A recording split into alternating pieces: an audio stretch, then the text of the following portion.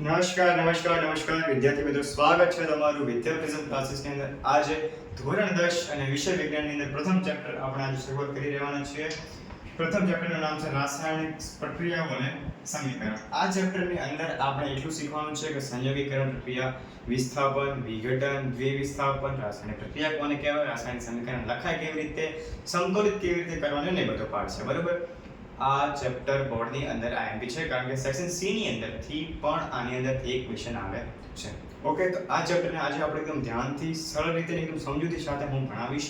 આ ચેપ્ટર એકદમ ઈઝી છે, એકદમ એટલે એકદમ. હા, અને જ્યારે પણ તમારે ધોરણ 10 ની અંદર કોઈ પણ વિજ્ઞાન અંગેની કોઈ પણ ડિફિકલ્ટી હોય તો તમે મને કોમેન્ટમાં જણાવી શકો છો. અને તમારે વિજ્ઞાન વિષયની અંદર જીવ વિજ્ઞાન, ભૌતિક વિજ્ઞાન અને રસાયણ વિજ્ઞાન એમ ત્રણેય વિજ્ઞાનોની અંદર આપણે જે તમારા ધોરણ 10 ના અભ્યાસક્રમમાં જે સમાવેશ થયો છે એ અંગેનું હું તમને સંપૂર્ણ સોલ્યુશન એકદમ સરળ અને સિમ્પલ ભાષામાં આપીશ. ઠીક છે? તો આપણે હવે આ અંગેનો વિડીયો આજે શરૂ કરીએ છીએ. પ્રથમ વખત અને આપણે ચેનલ પર પ્રથમ વિડીયો આજે મુકાઈ ગયો છે, તો આજે જઈને જ જોવો પડશે. ઠીક છે તમારે? તો હવે ચેપ્ટર નંબર 1 અને એની અંદર પ્રથમ ચેપ્ટર રાસાયણિક પ્રક્રિયાઓ અને સમીકરણ. આ ચેપ્ટર કેવા શું માંગે છે? કોઈ પણ ચેપ્ટર સ્ટાર્ટ કરતા પહેલાનું સમીકરણ, એનું થંબનેલ તમે જોઈને અહીં આકર્ષિત થયા છો, કંઈ વાંધો નહીં. પણ હવે આની અંદર તમારે થંબનેલ જોઈને આકર્ષવાનું નથી, તમારે જોવાનું છે વિડીયો જોઈને પછી તમારે આકર્ષવાના છે તમારા બોર્ડના માર્ક્સ. બોર્ડ તમને આકર્ષવું ન જોઈએ, બોર્ડના માર્ક્સ તમારાથી આકર્ષાવા જોઈએ. સમજો છો તમે? એમ તમે માર્ક્સ પાછળ ન ભાગશો, તૈયારી કરવાની. તૈયારી આપણો કરવો એ આપણું કર્મ છે, પણ કેટલા માર્ક્સ આવે છે એ આપણા ઉપર ડિપેન્ડેડ નથી. હા, તૈયારી ફૂલ કરવાની, ક્યાંય કચાશ નહીં રહેવા દે. કર્યા પછી જો કંઈક આવે છે ભૂલ, કંઈ વાંધો નહીં, મારાથી ભૂલ થઈ જાય, આઈ એમ સોરી કહીને ફરીથી કામે લાગી જવાનું છે. ઠીક છે? તો હું આ સૌપ્રથમ તમને આ ચેપ્ટરની અંદર પહેલા ટાઇટલ સમજાવું, અને ટાઇટલ સમજાવ્યા પછી હું તમને સમજાવું કે ચેપ્ટર કેવા શું હોય છે. પ્રથમ ચેપ્ટર છે રાસાયણિક પ્રક્રિયાઓ અને સમીકરણ. રાસાયણિક પ્રક્રિયાનો મતલબ શું? Chemical reaction, chemical process, many kind of other. For example, રાસાયણિક પ્રક્રિયાઓ જેમ કે હવે તમે ઘરે તો જોઈ હશે, તમારી મમ્મી જ્યારે રાતમાં દૂધની અંદર કંઈક છાશ નાખે છે, આથવણ કરે છે, ત્યારે સવારે એકદમ દૂધ બની જાય છે.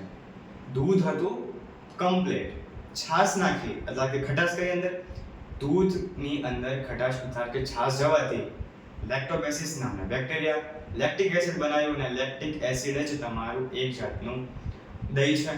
આ દહીં આપણે રોજબરોજના કામમાં ઉપયોગ કરીએ છીએ. દહીં પણ એક જાતનું એસિડ જ છે. શું છે? એસિડ. અને આ લેક્ટિક એસિડ એક જાતનું એસિડ છે જે તમે આના પછીના ચેપ્ટરમાં આઈ થિંક તમે ભણશો. એસિડ, બેઝ અને ક્ષાર. ચેપ્ટર 2 ની અંદર તમને pH, માપક્રમ, પોટેન્સ આ બધું છે. ધીમે ધીમે સમજાવું છું. પ્રથમ ચેપ્ટર પહેલી વખત. ઠીક છે? સૌપ્રથમ આ ચેપ્ટરની અંદર કહેવા શું માંગે છે, મારી જોડે બુક છે તો હું તમને સમજાવું. ઓકે, આની અંદર એમ છે કે રાસાયણિક પ્રક્રિયાના ઉદાહરણ શું? રાસાયણિક પ્રક્રિયાના ઉદાહરણ એટલે શું? પહેલું છે કે લોખંડના તપેલા ભેજવાળા વાદળમાં ખુલ્લે રાખવામાં આવે. હવે હું તમને એક મસ્ત ઉદાહરણ આપું. તમે એક કાચનું ચોસલું લો, એની અંદર એક લોખંડનો ટુકડો નાખી દો. ઠીક? હવે એ આખા જે કાચનો આખો જે બોક્સ હતું તેને બંધ કરી દો. સ્લાઇડે હવા જાય નહીં, સ્લાઇડ થોડી પણ ન જવી જોઈએ. ઠીક છે? હવે એ જે હવા જે તમારી અંદર જે લોખંડનું આખું તમે મૂકી દીધું હતું બોક્સ, એને સાઈડમાં મૂકી દો. ભલે ગમે એટલા વર્ષ થાય પણ લોખંડ કટાશે નહીં. એકલું લોખંડ, હવા વગર લોખંડ કટાશે નહીં. પણ જ્યારે લોખંડનો ભેજવાળી હવા સાથે સંપર્ક થાય તો લોખંડ કટાવાનું શરૂ થઈ જાય છે. ઓકે, પછી સેકન્ડ છે કે દ્રાક્ષનું આથવણ થવું. ખ્યાલ જ છે તમને, દ્રાક્ષ હોય, એ દ્રાક્ષનું આથવણ મતલબ કે તમે એક વાત સમજો કે જ્યારે ખાઓ છો ત્યારે અલગ છે, પણ જ્યારે કોઈ પણ ફળ, ફ્રૂટ હોય એના પર રાસાયણિક પ્રક્રિયા થઈને એનો કલર કેવો બદલાઈ જાય. હા, સેમ જ પ્રોસેસ છે આની અંદર. બરોબર? ખોરાક રંધાય, ખોરાકની અંદર પણ આ અંગેની પ્રોસેસ હોય છે. આપણા શરીરમાં ખોરાકનું પાચન થાય. આ એક જાતની રાસાયણિક પ્રક્રિયા એમ કહેવા માંગે છે કે આપણે રોજિંદા જીવનની પરિસ્થિતિઓ છે આ. ઠીક છે?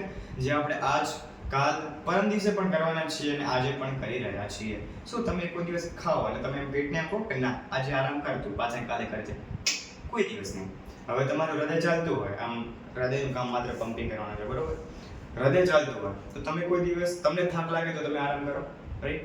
બટ હૃદય કોઈ દિવસ આરામ કરે તો હૃદય આરામ કરે તો આખી જિંદગીમાંથી જ આરામ થઈ જાય, રાઈટ?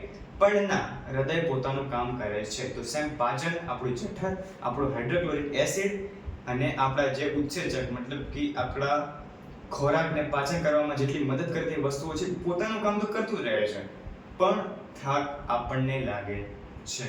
અને કારણ કે આપણા શરીરના જો અંગો કામ કરતા બંધ થઈ જાય તો આપણે પરમનન્ટ માટે આરામ થઈ જાય, રાઈટ? નેક્સ્ટ આપણે શ્વાસ લઈએ છીએ. આપણે રોજિંદી પ્રક્રિયા છે, કોઈ શ્વાસ લેવાનું બંધ કર્યો, નાક બંધ કરો તો મોઢેથી લેવડાય, મોઢું બંધ કરો તો નાકથી લેવડાય. ઓકે, હવે નેક્સ્ટ આપણે સમજીશું કે રાસાયણિક પ્રક્રિયા છે શું. આ તો હતી તમારી રોજિંદી જીવનની પ્રક્રિયાઓ. હવે રાસાયણિક પ્રક્રિયાનો મતલબ એમ, આ ચેપ્ટરની અંદર તમે સંયોગીકરણ, વિઘટન, દ્વિવિસ્થાપન, વિસ્થાપન, પછી કોઈ પણ સમીકરણ હોય તેને સંતુલિત કેવી રીતે કરવું એ અંગેનો આ પૂરેપૂરો વિડીયોમાં હું તમને એકદમ પરફેક્ટ રીતે સમજાવીશ. ઠીક છે? પહેલી તમારી પ્રવૃત્તિ છે મેગ્નેશિયમની પટ્ટીને તમે સળગાવવાની છે. શું કરવાની છે? સળગાવવાની છે મેગ્નેશિયમની પટ્ટીને. મેગ્નેશિયમની પટ્ટીને આપણે અંગ્રેજીમાં શું કહીએ? મેગ્નેશિયમ.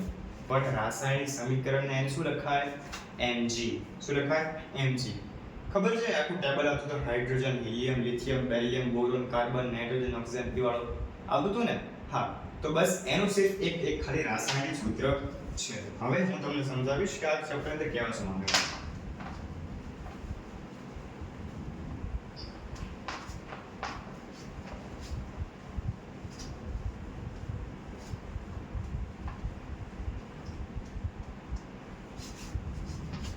આ તો ખાલી વાત હતી ઉપર છેલ્લું તમારા ચેપ્ટરની, પણ હવે આપણે પૂરા ચેપ્ટરને સમજીશું. આ ચેપ્ટર કેવા શું માંગે છે. રાસાયણિક સમીકરણ એકદમ ઈઝીમાં ઈઝી ચેપ્ટર છે. આ ચેપ્ટરની અંદર વધારે મગજ દોડાવવાની જરૂર જ નથી. શું? વધારે મગજ દોડાવવાની જરૂર નથી, કારણ આ ચેપ્ટરની અંદર પહેલા તો તમને સમજાવેલ છે કે what is the meaning of the chemical equations. રાસાયણિક સમીકરણ, રાઈટ? કેમિકલ ઇક્વેશનની અંદર પહેલા છે મેગ્નેશિયમ. મેગ્નેશિયમને આપણે 1 મિનિટ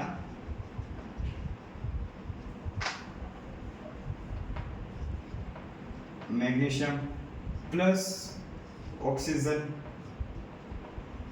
2MgO, રાઈટ? હવે તમે કહેશો કે ભાઈ અહીંયા તો 2 લખ્યા છે તો અહીંયા આગળ કેમ નહીં લખ્યા? ના, ત્યાં લખાશે નહીં. જો તમારે કોઈ પણ સમીકરણ એકદમ સરખું કરવું હોય તો તમારે તેની આગળ લગાવવાનું રહેશે. ઓકે, પણ આપણી ચોપડીમાં ખાલી શું આપેલું? મેગ્નેશિયમ પ્લસ ઓક્સિજન બરાબર મેગ્નેશિયમ ઓક્સાઇડ. ઓકે, ખબર પડી? બસ આની અંદર તમારે સમજવાનું કે આ જે બે ભાઈબંધ છે ને એ છે પ્રક્રિયા. કોણ છે? પ્રક્રિયા. અને આ જે છે એ છે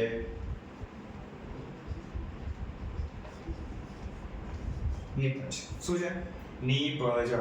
સંયોગીકરણ પ્રક્રિયા કોઈ હાર્ડ નથી. શું છે? બે કે તેથી વધુ પ્રક્રિયા ભેગા થઈને એક જ નિપજનું નિર્માણ કરે તો તેને સંયોગીકરણ પ્રક્રિયા કહેવાય. ઉદાહરણ તરીકે હું તમને સમજાવું. દૂધ. આ કોઈ આનું રાસાયણિક સૂત્ર તો નથી, પણ એક વસ્તુ સમજો. દૂધ પ્લસ થોડાક માત્રામાં છાશ બરાબર દહીં. સમજ્યા ને? દૂધ પ્લસ છાશ, આ છે પ્રક્રિયા. શું છે? અને આ જે તમને દહીં મળ્યું એ છે નિપજ. સાધારણ ભાષામાં આ કહી શકાય. પછી જો તમારે એકદમ પ્રેક્ટિકલ સમજવું હોય, ગરમ કરો, ફળ જે મળે એ તમારી નિપજ. શું? ગરમ કરો એ તમારી પ્રક્રિયા અને એને તમારી સાયન્સમાં પ્રક્રિયા કહેવાની. તમે જે ફળ મળ્યું અર્થાત કે એ તમારી નિપજ છે. ઓકે, બોર્ડની અંદર આખો વર્ષ મહેનત કરી અને જે લાસ્ટ 3 કલાકમાં જે તમે લખ્યું છે અને જે માર્ક્સ મેળવ્યા એ માર્ક્સ તમારી નિપજ. કમ્પ્લીટ છે. ઓકે, હવે હું તમને આગળ વધું છું. આની અંદર હવે એક પ્રશ્ન આઈએમપી રહી ગયો, મારાથી છૂટી ગયો છે, હું તમને કહેવાનું ભૂલી ગયો. પણ આ પ્રશ્ન બોર્ડની અંદર આ વખતે લગભગ પૂછાવાની પૂરેપૂરી શક્યતા છે કે કોઈ પણ રાસાયણિક પ્રક્રિયા થાય તો તેની અંદર કેવા ફેરફારો થાય. આ પ્રશ્ન બોર્ડની અંદર આઈ થોટ મારા ખ્યાલથી આ પ્રશ્ન બોર્ડમાં પૂછવાનો પૂરેપૂરો ચાન્સ છે. સમજો છો મારી વાત હું શું કહું છું? રાસાયણિક પ્રક્રિયા થાય ત્યારે કેવા ફેરફારો થાય છે? તો સૌપ્રથમ અવસ્થા હોય તેની અવસ્થામાં પરિવર્તન, અર્થાત કે તેનો આકાર હોય તો તેનો આકાર બદલી જાય. ઓકે, હવે છે તેનો રંગ.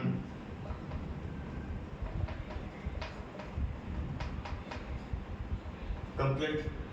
પછી તેની ગંધ અર્થાત કે તેની સુગંધ કહી શકો અથવા તેના વાયુ ગમે તે. પછી તેના વાયુમાં પણ ફેરફાર થાય. નેક્સ્ટ, તમારી ચોપડીની અંદર પાના નંબર 3 ઉપર જે વચ્ચેના ભાગમાં આપેલું છે તેની અંદર છે. ઠીક છે. પછી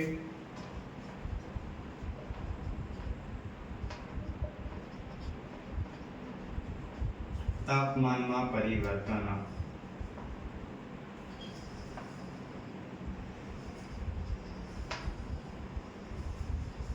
આ પ્રશ્ન બોર્ડની અંદર આ વખતે પૂછાવાની થોડી એવી શક્યતા રહેલી છે, કારણ કે બોર્ડ ચોપડીની બહારનું નહીં પૂછે પણ ચોપડીની અંદરથી એવું પૂછે કે જે તમને આમ અરે યાર આવડતું તું યાર, હવે ઘર જઈને તમે એમ જ કહો કે આવડતું તું મેં નહીં લખ્યું.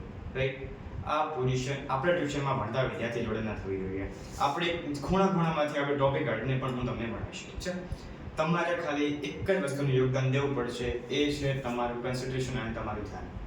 જો તમે ભણતા હો તો ત્યારે ભણવાનું જ્ઞાન દેવા નથી આવ્યો હું તમને પરફેક્ટ રીતે ભણાવું છું અને તમારે ભણવાનું રહેશે. બસ આ જો મારું પ્રથમ લેક્ચર છે આ અંગે, ધોરણ 10 ના અંગે. તો હું થોડુંક અત્યારે થોડું ડીપમાં આ અંગે થોડું લેક્ચરમાં જાય છે, પણ ધીમે ધીમે તમારા સાથ સહકાર સાથે હું તમને પરફેક્ટ રીતે હું તમારી જોડે આગળ રાખું છું કે તમે ભણશો. ઠીક છે. હવે આપણે આગળ જઈએ સમતોલિત રાસાયણિક સમીકરણ. શું? સમતોલિત રાસાયણિક સમીકરણ. નામ થોડું હેવી છે પણ આનું કામ સ્લાઇડ હેવી નથી. અત્યારે 10મું છે. 10માં એક ડાયલોગ યાદ રાખવાનું કે વાર લાગશે પણ આવશે મજા. સેમ એ વસ્તુ છે. 10માની તમને પ્રિપેરેશનમાં એવું લાગશે ખરી કે યાર આટલી આમ શું છે, આની અંદર શું છે, આવશે મજા જ્યારે 10માનું રિઝલ્ટ આવશે ને ત્યારે. હવે સમતોલિત સમીકરણ, કોઈ પણ સમીકરણ હોય, જેમ કે હું તમને કહું કે આ છે મારી જોડે માર્કર. ઓકે, આ માર્કરને હું પ્રોપર વચ્ચેથી પકડી રાખું તો આ માર્કર એકદમ મિડલ પાર્ટમાં રહેશે. આ બાજુ પણ કમ્પ્લીટ છે, પણ આ બાજુ વધુ ભાર આવે તો આ બાજુ નમી ગયું, આ બાજુ હતો આ બાજુ નમી ગયું, પણ આને પ્રોપર વચ્ચેથી જ મિડલમાંથી પકડીએ તો it will be not go inside anywhere. Okay, તો કોઈ પણ જગ્યાએ જશે નહીં. સો એને મેં શું કર્યું, વચ્ચેથી પકડ્યું અર્થાત કે બે બાજુ ભાર શું થઈ ગયો, સેમ. હા, તો એને જ બેલેન્સ કહેવાય છે. આપણે જ્યારે શાકભાજી મમ્મી લેવા જાય ત્યારે કંઈ આવેલો છે તોલવા માટે જે બાટ હોય છે એની એક બાજુ મૂકે, બાજુમાં શાકભાજી તોલે. તો શાકભાજીનું વજન વધારે હોય તો શાકભાજી નીચે જતી રહે, અને જો ઓલા વજનિયાનું વજન વધારે હોય તો એ બાજુ જાય. પણ કોઈ દિવસ શાકવાળો ભૂલ કરે નહીં. એ હંમેશા તમને તોડીને આપે અર્થાત કે તમને સંતુલિત કરીને આપે છે. ઉદાહરણ તરીકે, એક મિનિટ, ના માર્કરમાં થોડી પ્રોબ્લેમ થાય છે, તમારે થોડું સમજવું પડશે આ અંગે. તો સંતુલિત રાસાયણિક સમીકરણ, આને આપણે અંગ્રેજીમાં શું કહીશું, બેલેન્સ. હા, આપણે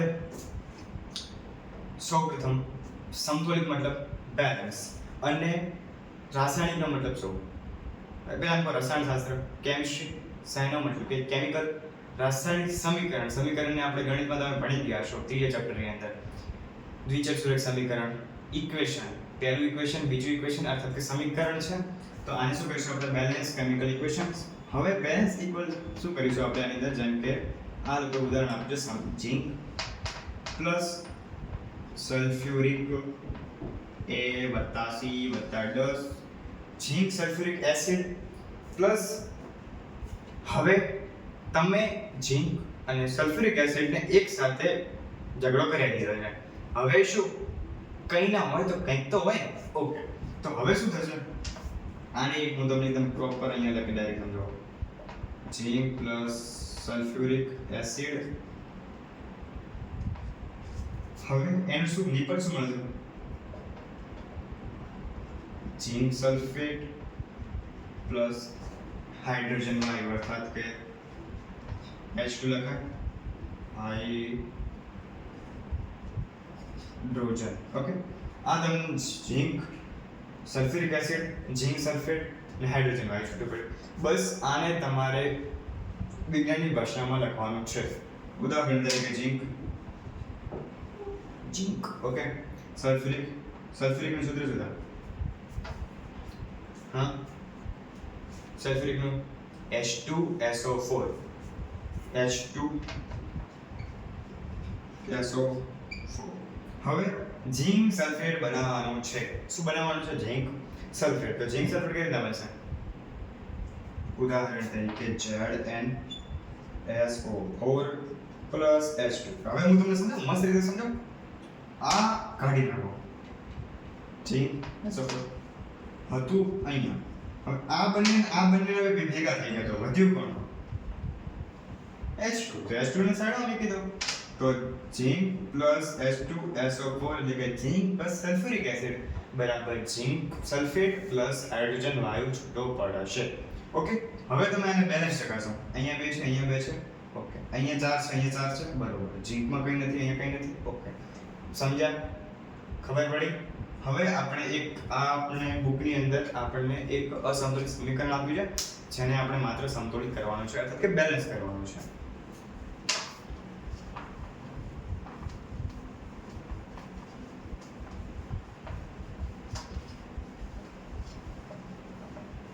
જૈવિક પ્રક્રિયા વાળું જ્યારે ચેપ્ટર ચાલશે ને, એ ચેપ્ટર બહુ આઈએમપી છે તમારે. તો જ્યારે એ ચેપ્ટર ચાલશે તો એની અંદર હું બહુ તમે ડીપમાં ભણીશ, બરોબર છે? એ ચેપ્ટર તમે જોવાનું ભૂલતા નહીં, કારણ કે વધારેમાં વધારે બોર્ડનો જો ગુણભાર ધરાવતું હોય તો એ ચેપ્ટર છે સાયન્સની અંદર. સાયન્સ આખી બુક રટવાની કોઈ જરૂર નથી. હા, પાસ થવાનું હોય તો તમારે 4-5 એકાદ બે ચેપ્ટર કરવા પડે, પણ જો ટક્કર લાવવા છે તો થોડું મુશ્કેલ જેવું નથી.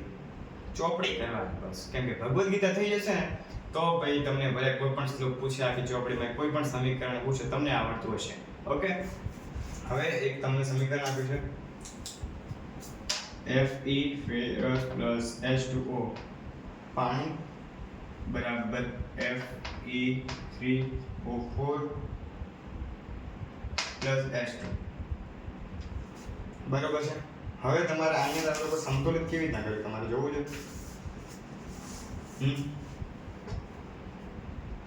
આને સંતુલિત કરવામાં સ્લાઇડ વાર નહીં લાગે, 1 મિનિટ જ લાગે. બતાવો કેવી રીતના. અહીંયા કેટલા છે? 3. અહીંયા 3 લીધા, અહીંયા 3 લીધો. દાખલો આખો તમારો કરેલી મહેનત જળ જાય. 3 હોત આગળ 3 કમ્પ્લીટ. Fe3 O4 છે, અહીંયા O4 ને લગાય, અહીંયા આગળ 4 લગાય. બરોબર છે? O4 થઈ ગયો. હવે H2 તો છે, H2 પણ છે, પણ આગળ શું છે? 4. કમ્પ્લીટ. બસ આટલું જ કરવાનું છે. આ લોકોએ આપણને સમજાવવા માટે, આપણે જીએસબી બોર્ડે આપણને સમજાવવા માટે શું કર્યું છે? આખો તમને પ્રોપર તમે ડિટેલમાં સમજાવવા માટે આખો પેજ બનાવ્યો છે. જે પેજની અંદર આપણને સમજાવવાની પૂરેપૂરી તાકાત એ લોકોએ કરી છે. પણ સમજવું કોને? સમજવું પડશે હવે, કારણ કે હવે 10મું આવ્યું. હવે આની અંદર હું તમને જો ઈઝી પીસી સમજાવું તો RHS નો મતલબ થશે કે રાઈટ હેન્ડ સાઈડ, અને LHS અર્થાત કે લેફ્ટ હેન્ડ સાઈડ, ડાબી બાજુ અને જમણી બાજુ કેવી રીતે છે એ તમારે આનું સમજવાનું રહેશે. ઉદાહરણ તરીકે અહીંયા 3 નતું, અહીંયા 4 નતું, અહીંયા પણ 4 નતું. આ છે તમારી, સમજો કે હું અહીંયા ઊભો છું, રાઈટ? આ મારો રાઈટ હેન્ડ, આ કયો થશે? આ મારો રાઈટ હેન્ડ છે. તો આ રીતના તમારે ગમે તે સમીકરણ હોય તમારી બુકની અંદર પણ એવી રીતના લખ્યું છે, ઠીક છે? તો આ મારો, હું તમને સમજાવવા જઈશ અને પ્રોપર સમજો કે આ મારો હાથ છે અને હાથની અકોર્ડિંગ તમારે સમજવાનું છે. અહીંયા છે 3, તો અહીંયા આગળ પણ મેં 3 લગાવ્યા હતા. અહીંયા O4 છે, સામે 4. અહીંયા જો 4 અહીંયા 4 થઈ જશે તો સામે બાજુ પણ 4 થઈ જશે. Okay, complete. ખ્યાલ આવે છે? હવે આપણે આગળ વધીશું. પછી છે આની અંદર તમારે પાના નંબર 5 ઉપર હીટ એન્ડ ટ્રાયલ પદ્ધતિ આપેલી છે. હીટ એન્ડ ટ્રાયલ કરીને એક પદ્ધતિ આપેલી છે જે બોર્ડની અંદર મોસ્ટ આવી પ્રશ્ન છે. એક બે માર્ક્સની અંદર આ પ્રશ્ન પૂછાઈ શકે છે, ઠીક છે? અને પછી ગેસ, લિક્વિડ, એક્વસ અને સોલિડ આ બધું ક્યાં લખવાની જરૂર હોતી નથી. પણ જો તમે લખો તો સારું પ્રેઝન્ટેશન લાગે, પણ ન લખો તો પણ તમારે પણ સમીકરણ સાચું લખવાનું, માર્ક્સ તમને પૂરા મળશે, ઠીક છે?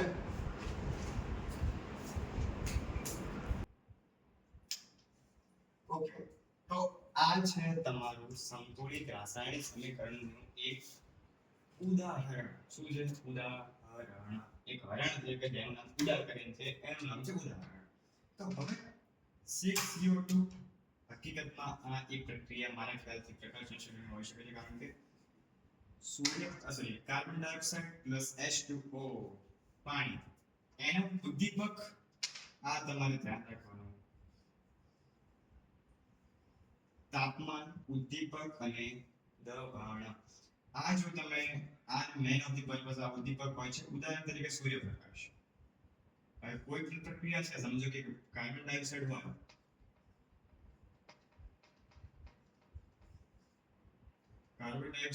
અને H2O હોય, એ બંને એકલા ભાઈ બહેન હોય તો અલગ અલગ વાત છે. પણ સમજો કે આ છે ભાઈ, આ છે બેન, અલગ અલગ છે. પણ જ્યારે they are become on both, that time we will say that these are siblings, મતલબ કે ભાઈ બહેન છે. તો આપણે બંને ભેગા થઈ ત્યારે કીધું, રાઈટ? તો સેમ આ જ વસ્તુ અહીંયા CO2 અને H2O બંને ભેગા થાય છે જ્યારે તેના પર પ્રક્રિયા થાય છે. એ સૂર્યપ્રકાશ, કયો પ્રકાશ? સૂર્યનો પ્રકાશ. અને પ્લસ ક્લોરોફિલની એના ઉપર અસર થાય છે. ઉદાહરણ તરીકે આપણે કહીએ છીએ પ્લસ પ્લસ પ્લસ, તો એ વાળું સીન છે આની, બરોબર છે? સૂર્યપ્રકાશ અને ક્લોરોફિલ બંને ભેગા થાય છે અને એના ઉપર અસર પામે છે. જ્યારે આનું સંયોગીકરણ પ્રક્રિયા થાય છે અને તમને શું મળે છે બદલામાં? 6CO2 6O2 6H2O. 6C6H12O6 નો મતલબ શું? C6H12O6 નો મતલબ છે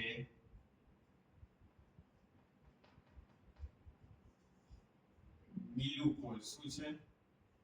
કયો કોષ? ગ્લુકોઝ. ગ્લુકોઝ છે એ છૂટું પડે છે પ્લસ ઓક્સિજન પ્લસ પાણી છૂટું પડે છે. સમજ્યા આટલા સુધી? આ છે એક સંતુલિત રાસાયણિક સમીકરણ જેની અંદર તમને ઉદ્દીપકની અસર બતાવવામાં આવી છે. હવે આપણે નેક્સ્ટ આગળ વધીએ. અહીંયા લખેલું છે કે આ જે સંયોગીકરણ પ્રક્રિયા છે માટે તમારે તૈયાર રહેવું પડશે. હવે તો આપણે આગળ જઈએ. ફટાફટ આને લખી દઉં છું.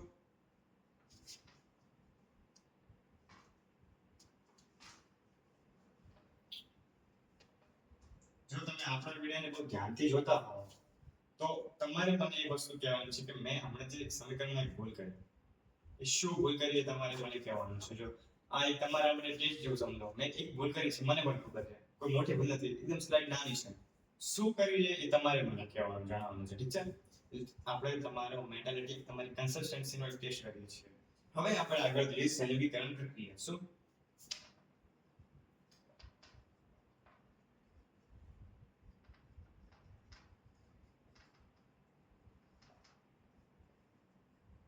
કઈ પ્રક્રિયા? સિંગની પ્રક્રિયા. કઈ પ્રક્રિયા? સિંગની, અર્થાત કે સંયોગીકરણ પ્રક્રિયા, કમ્બાઇનેશન પ્રોસેસ. સો આની અંદર ખાલી એક જ વસ્તુ કહેવા માંગે છે, જે આપણે પહેલા અગાઉ મેં તમને સમજાય, બે કે તેથી વધુ પ્રક્રિયા ભેગા થઈને એક જ નિપજનું નિર્માણ કરે તો તેને સંયોગીકરણ પ્રક્રિયા કહેવામાં આવે છે. સો બે કે તેથી વધુ પ્રક્રિયકો ભેગા થઈને એક જ નિપજ, બે પ્રક્રિયકો ભેગા થઈને એક જ નિપજનું નિર્માણ કરે છે, that's is called a combination process.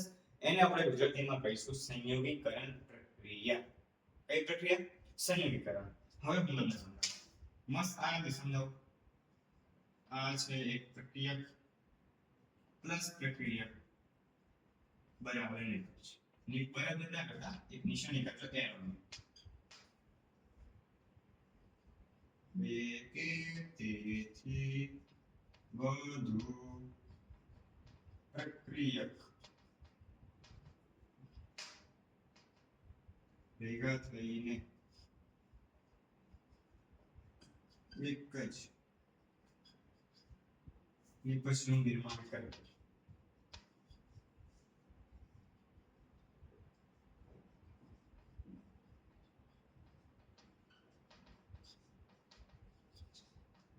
સંયોગીકરણ પ્રક્રિયા કહે છે. નિપજ એક જ હોય અથવા એકથી વધુ હોઈ શકે છે. ઉદાહરણ તરીકે તમે ધાતુ પ્લસ એસિડ તમે જ્યારે ભેગા કરો છો ત્યારે હાઇડ્રોજન વાયુ પણ છૂટો પડે છે. હમણાં આપણે જોયું કે ઝીંક પ્લસ સલ્ફ્યુરિક એસિડ આપણે બે ભેગું કર્યું તો ઝીંક સલ્ફેટ મળ્યું પ્લસ હાઇડ્રોજન વાયુ છૂટો પડ્યો, તો નિપજ વધારે હોઈ શકે પણ પ્રક્રિયા એક ન હોવો જોઈએ. સો પ્રક્રિયા એક હોવો જોઈએ નહીં, બે કે તેથી વધુ પ્રક્રિયા ભેગા થાય અને એક નિપજ નિર્માણ કરે તો તે છે સંયોગીકરણ પ્રક્રિયા. અને જો એક જ પ્રક્રિયાને તોડવામાં આવે તો અને બે કે તેથી વધુ નિપજનું નિર્માણ થતું હોય તો એ છે વિઘટન પ્રક્રિયા. વિઘટન અને સંયોગીકરણમાં તફાવત કરતા શીખવાનું છે તમારે આની અંદર, બરોબર છે. પહેલું તો છે કડી ચૂનો, CaO H2O બરાબર કેલ્શિયમ હાઇડ્રોક્સાઇડ એટલે કે ફોડેલો ચૂનો. આરંભે સમજાવું મસ્ત રીતે સમજાવ, મસ્ત સમજાવ નહીં. ઓકે, હવે આને કેવી રીતના સમજવાનું છે? આરામથી સમજવાનું છે. કેવી રીતે સમજવાનું છે? આરામથી. ઉદાહરણ તરીકે CaO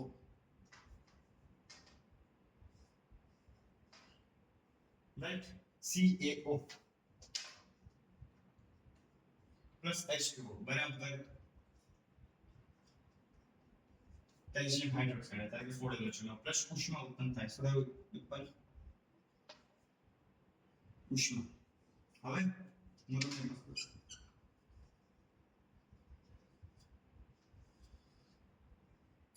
આ છો તમે મોડું થોડું વધારે એડ થઈ ગયું. હવે સોરી, રાઈટ. તમે એવું વિચારો છો કે આપણું જે મકાન છે એની અંદર આપણે શું કરવું છે? કલર કરાવવો છે. શું કરાવવો છે? કલર કરાવવો છે.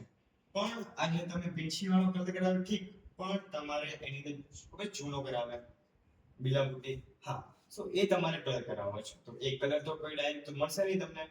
એના માટે ફોડેલો ચૂનો કરી, ખબર એક પથ્થર જો ગાંગડા જેવો આવે, ઘણું ઠોસ ના હોય, થોડું હોય હલકું, પણ એને આપણે પ્રક્રિયા કરવાની છે આપણા વિજ્ઞાનની ભાષામાં.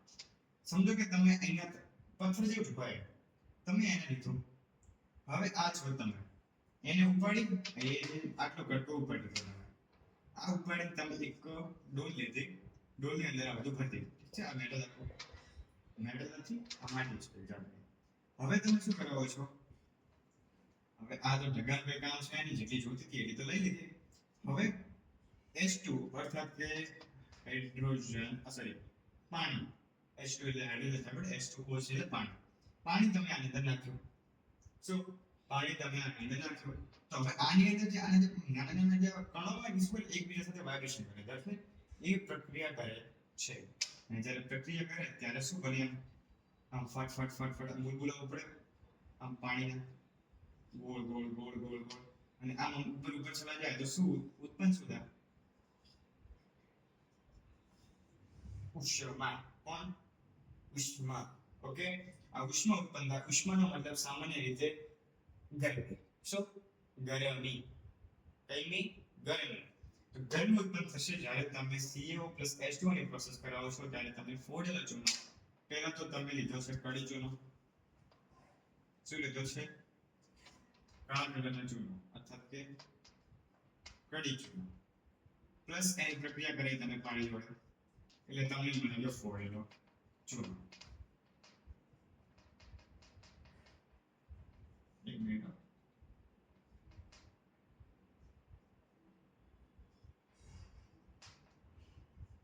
ફોડેલો ચૂનો પ્લસ ઉષ્મા ઉત્પન્ન થઈ છે.